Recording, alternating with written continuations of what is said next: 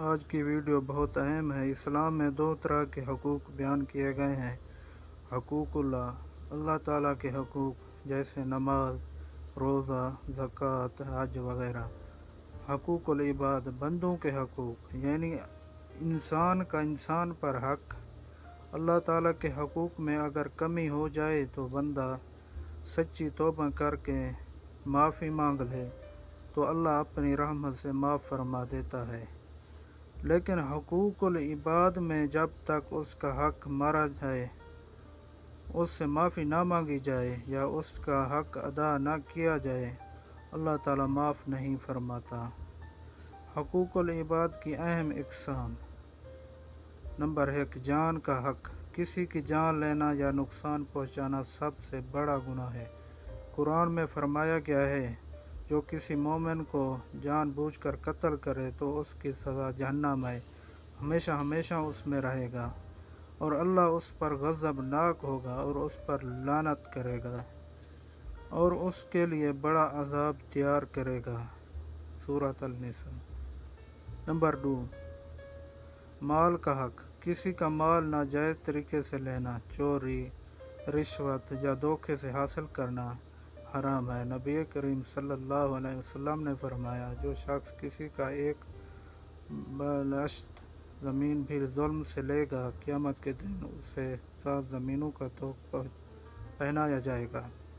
بخاری و مسلم۔ نمبر 3، عزت آبرو کا حق۔ کسی کی غیبت کرنا، برائی پھیلانا یا جھوٹی بات منسوب کرنا، یہ سب حقوق العباد میں آتے ہیں۔ قرآن میں غیبت کو مردہ بھائی کا گوشت کھانے کے برابر کہا گیا ہے۔ نمبر 4، زبان کا حق۔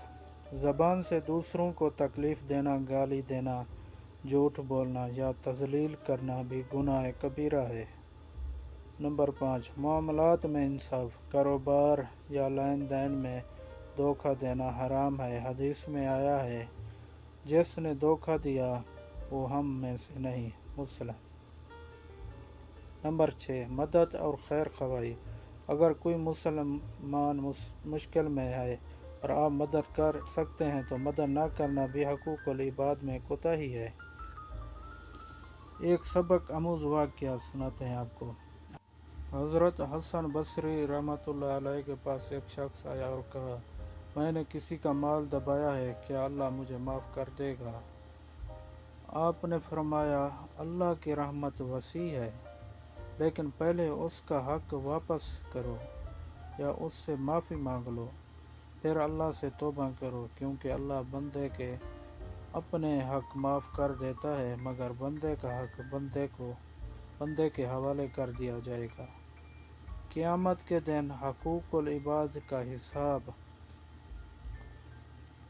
حدیث میں آتا ہے کہ قیامت کے دن نیک اعمال بھی کرنسی کی طرح ہوں گے۔